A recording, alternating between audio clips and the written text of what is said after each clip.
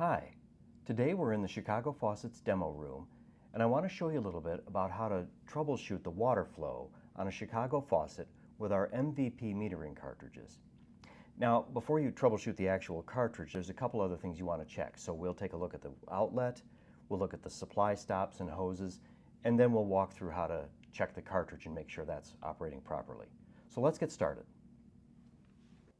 If you're having problems with little or no water flow from the faucet, start by removing the outlet. Then go ahead and check the flow with the outlet removed.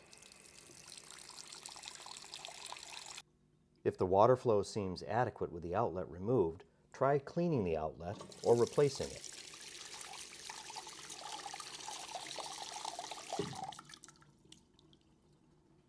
If the water flow is still inadequate, you may need to check the pressure coming to the sink. First, make sure the supply stops are all the way open.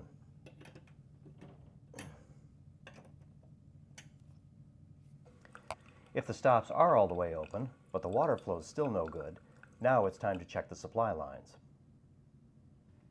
Start by disconnecting the supply hoses from the faucet. You'll want a bucket and some towels handy to clean up any water.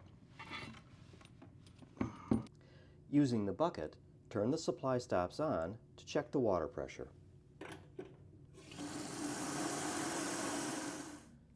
Check any line screens in the hose or at the stop connection to see if they're clogged with debris. If they are, use a brush to clean them out.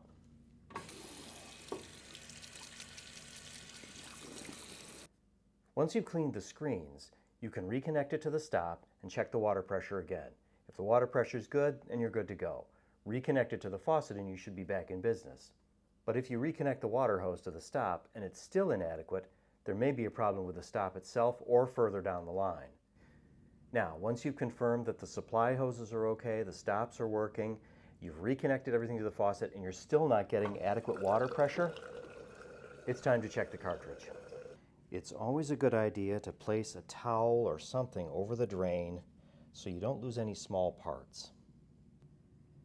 Once you've closed the supply stops, just use a thin, small blade of some kind to pry up the index button that covers the vandal-proof screw on the handle. Use an Allen wrench to loosen that vandal-proof screw and then lift off the handle. There we go. Now you can use a crescent wrench to remove the actuator assembly. You can use pliers to help you grasp the cartridge and remove that from the valve body. And then you should be able to use a fingertip to reach down inside the valve body and grab that filter screen. Now, if that's clogged with debris, you're going to want to clean that under running water and again use a soft brush to remove any of that debris. Check it inside and out, make sure it's good and clean. Now at this point, it's real important to inspect inside the valve body. You're looking for any kind of pitting or obstruction, any line buildup, anything that could be restricting that water flow. And if you do see anything like that, be sure to contact your Chicago Faucet sales representative. If the seating area is clear, you can go ahead and reassemble the valve into the faucet. So, first of all, we're going to put that nice clean filter back down inside the valve body. We're going to make sure it's seated all the way down in there. It's important to get that all the way down inside the valve body. There we go. Then you can put the valve, or the cartridge in, sorry. Drop that in. Also make sure that's seated all the way in there. Before you reinstall the actuator, make sure the gasket is oriented properly. You'll see these marks on it. And then place that on the body. Screw it down. Get your crescent wrench and make sure it's nice and tight. But you don't want to over tighten it. 12 to 15 foot-pounds of torque, if you want to measure it, is just about right. With the cartridge in place, we can reinstall the handle.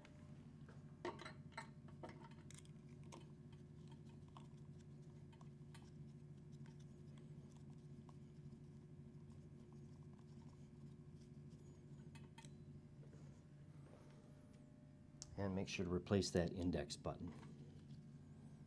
There we go.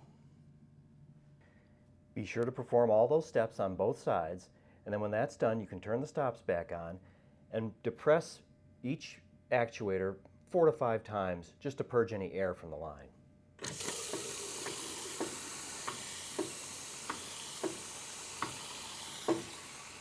And let it run.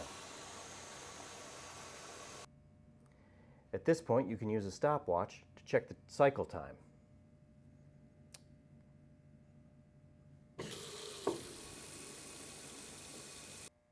Now, if I want to adjust the cycle time, I'm going to remove the handle and use the adjustment nut on the actuator. Once again, use a thin blade to remove the index button.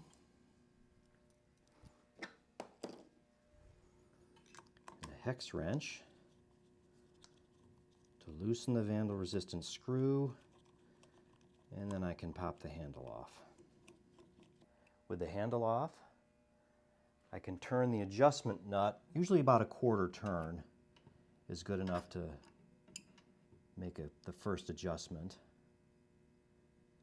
And you're going to want to go clockwise to increase the cycle time and counterclockwise to decrease the cycle time. Replace the handle, tighten the screw, and then check the timing. Again, check the timing on both sides, and when you're happy with it, you can go ahead and replace the index buttons. Now, if your faucet's still having water flow problems, it's a good time to call our technical support line or contact your Chicago Faucet sales representative.